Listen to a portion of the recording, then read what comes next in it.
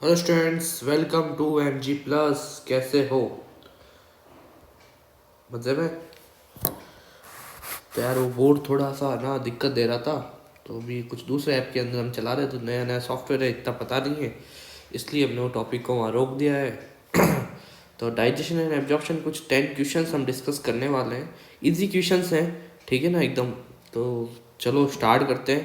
तो dental formula of adult man, man का dental formula क्या होता था बच्चों? 21 23 अपॉन 21 23, 2123 अपॉन 2123 हमने याद किया था। ठीक है, incisor, canine, premolar and molar. Clear? This the correct answer is option number first. Clear? दूसरा देखो, number of teeth which are monophyodont in men. ठीक है, मैंने मोनोफायोडोंट के बारे में बताया था कि ऐसे दांत जो परमानेंट रहते हैं, तो कौन से थे? Is the 12 teeth, is a 12 teeth, 0 0 1 2,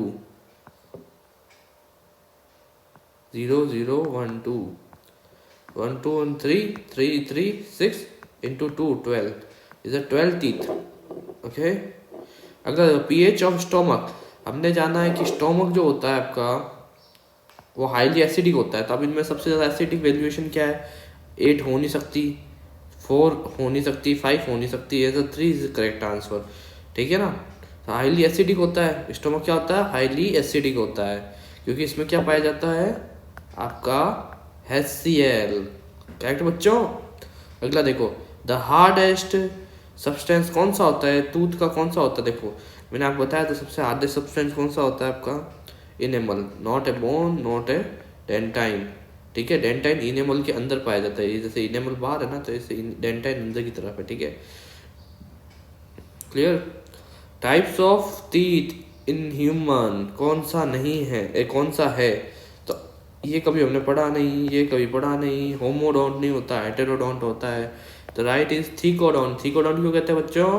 कि जो आपका दांत है, जो आपका टीथ है, वो एज वेल एज जबड़ों में यानी मसूड़ों में धसा हुआ है।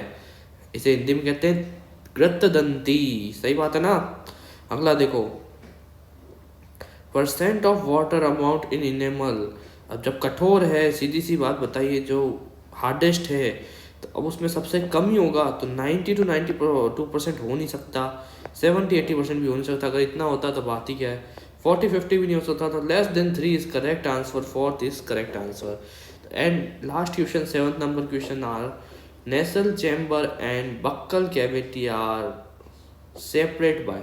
यानी कि जैसे आपने देखा होगा, ये आपका नोज़ है, ये आपके माउथ है, तो यहाँ पर एक चीज़ होती है, जो आपका ये नेज़ल चैम्बर है, इसे हम नेज़ल चैम्बर कहते हैं, इसको हम ओरल चैम्बर कहते हैं, या बक्कल कैविटी भी कह सकते हैं। क्लियर?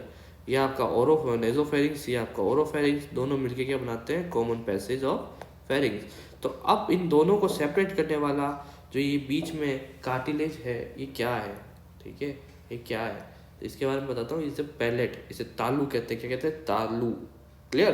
पैलेट कहते हैं। ठीक है, तो इसमें से यूविला, यूविला पैलेट का ही भाग है ऐसे तो।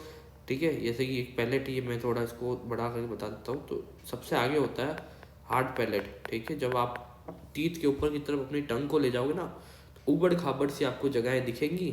ठीक है, और मजबूत कठोर चीज़ दिखेगी, वो पुश नहीं हो पाएगा, तो इसलिए इसे कहते हैं हार्ड पैलेट। इसके बाद आता है, थोड़ा टंग को पीछे ले जाओगे तो मस्कुलर टाइप दिखेगी, एकदम गुदगुदा सा। ठीक है, बहुत कॉमन सी चीज़ दिखेगी यहाँ पर, इसे कहते हैं हम लोग सॉफ्ट पैलेट। और इसके बाद ये लटका हुआ भाग, घंटी जैसा, जो आपको है ना, देखा होगा आपने अपने मुंह को खोल के, अगर आप कांच में देखते हो, करते हो जीभ निकाल के, तो आपको एक लटकी हुई चीज़ दिखती है, इसको यूविला। क्लियर? तो यूविला ऐसे तो पार्ट पैलेट का ही है, बट इसे पैलेट नहीं कह सकते। ठीक है, टॉन्सिल्स नहीं। टॉन्सिल्स क्या होते हैं? टॉन्सिल्स तो आपके टंग के पीछे पाए जाते हैं, थोड़े टॉन्सिल्स। ठीक है, लास्ट पोर्शन पे।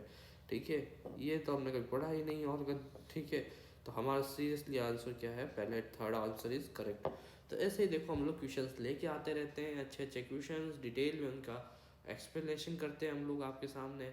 एक्सप्रेशन और रीज़न के बहुत सारे क्वेश्चन मैंने सॉल्व कराए हैं। ठीक है, और भी मैं क्वेश्चंस लेके आने वाला हूँ उस चैप्टर से रिलेटेड जल्दी ही। ठीक है, तो thank you for watching all of you. मज़ेदार क्लास रहने वाली आगे वाली भी।